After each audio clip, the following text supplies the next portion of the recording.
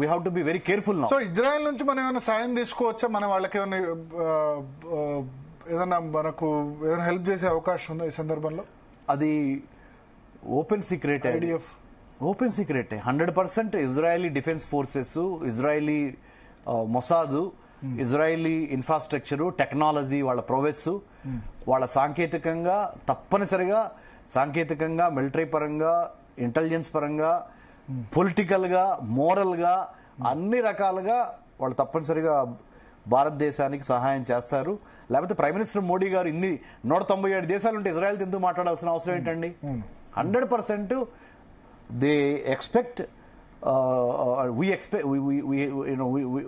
we will definitely get. దాంట్లో తిరుగులేదు. Okay, ఇప్పుడు పాకిస్తాన్ ఒక క్షిపణి ప్రయోగం చేసింది అంటున్నారు నిన్న. ఇవాళ మన వాళ్ళు కూడా ఒకటి ప్రయోగం చేశారని చెప్తున్నారు. అంటే ఇక ఇవన్నీ ఇక రెగ్యులర్ గా ఇప్పుడు ఇక నుంచి ప్రతిరోజు చూడబోతున్నాము. దురదృష్టవశాత్తు భరత్ గారు 2019 చివరిలో స్టార్ట్ అయిన కోవిడ్, 2020 నుంచి 2021, 2022 వరకు ఉన్న కోవిడ్ ప్రపంచాన్ని అతలాకుతలం చేసేసి ఎన్ని 2022 తర్వాత ఎన్ని యుద్ధాలు వస్తున్నాయో చూడండి sir. Russia Ukraine, Israel Palestine, ఇప్పుడు మనకి శ్రీలంక పడిపోయింది పక్కన, ఇండియా పక్కన బంగ్లాదేశ్ పడిపోయింది, ఆఫ్ఘనిస్తాన్ లో మళ్ళీ స్టార్ట్ అయింది ఈ ఉగ్రవాద ఫండమెంటల్ ఎలిమెంట్స్. అవన్నీ కాకుండా ఇరాన్, ఇరాక్ అది ఎప్పటి నుంచో ఉన్నది. ఇరాన్ మీద మళ్ళీ అమెరికా ఇప్పుడు న్యూక్లియర్ విషయాలు. యు టేక్ ఎనీథింగ్, ప్రపంచం మొత్తం జియో పొలిటికల్ గా, జియో స్ట్రాటజిక్ గా చాలా ఇబ్బందుల్లోకి వెళ్ళిపోయింది. వీటికి ముఖ్యంగా మనం గమనించాల్సింది ఏంటంటే పోస్ట్ కోవిడ్-19 వరల్డ్ ఆర్డర్ లో China is going to is actually playing behind the screen role అన్నమాట. పాకిస్తాన్కి బలం ఎవరు చెప్పండి? ఇప్పుడు వాళ్ళ రోజున పాకిస్తాన్ ఏం చూసుకొని విర్రవీగుతుంది అని అడిగితే అమెరికా ఎదురుగా చేతులు ఎత్తేసింది పాకిస్తాన్ మీద. అమెరికా తప్పు కూడా ఉంది.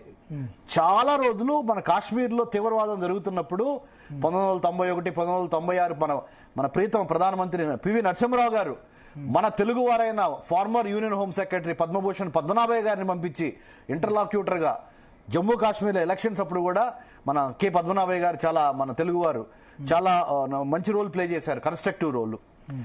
దాని తర్వాత అప్పటి నుంచి 1989లో స్టార్ట్ అయిన ఉగ్రవాద ఈ గొడవలు ఇవాళ వరకు 89 నుంచి అంటే 35 ఏళ్ళు. ఈ 35 ఏళ్ల పరిమితిలో మళ్ళీ బ్యాక్ టు స్క్వేర్ అన్నట్టు మన ఈ మధ్య బాగానే ఉంది అనిపించింది. 370 ఆర్టికల్ అబ్రోగేషన్ తర్వాత, అంటే రద్దు చేసి రాష్ట్రాలుగా తీసేసి జమ్మూ కాశ్మీర్ స్పెషల్ స్టేటస్ తీసేసి కేంద్ర పాలిత ప్రాంతంగా, యూనియన్ టెరిటరీగా జమ్మూని, మరి మన కాశ్మీరు లేదా మన ఇది లదాఖ్, వీటి మనం అట్లా ఎప్పుడైతే విభజించామో సో బాగానే ఉందనుకున్నాము. ఎలక్షన్స్ కండక్ట్ చేశాము.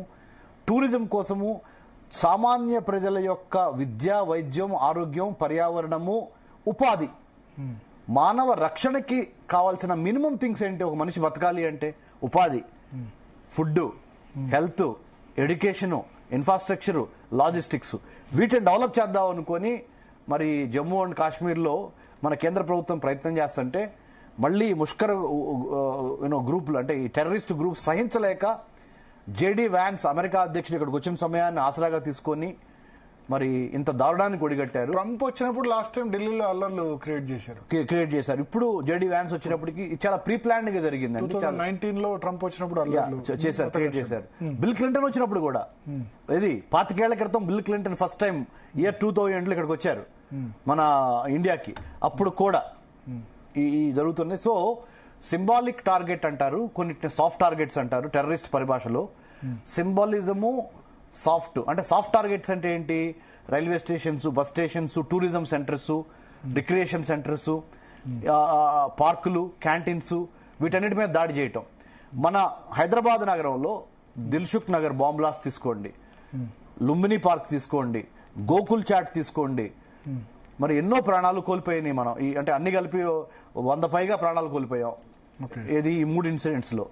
సో హైదరాబాద్ నగరానికి, ఢిల్లీ నగరానికి, కోయంబత్తూర్కి, ముంబైకి, చెన్నైకి, కొచ్చిన్కి ఉగ్రవాద ఈ టెర్రరిస్ట్ అటాక్స్ మూలన 1970 నుంచి ఇవాళ వరకు గత అవి ఒక 30 ఈ ఒక 25 55 ఏళ్లలో అక్షరాల 25,000 మంది ప్రాణాలు కోల్పోయారు టెర్రరిజం అటాక్స్ లో ఆల్ ఓవర్ ది వరల్డ్. ఒక ఘటన చెప్తాను. Yeah. అంటే ఇప్పుడు ఉగ్రవాదానికి కులం లేదు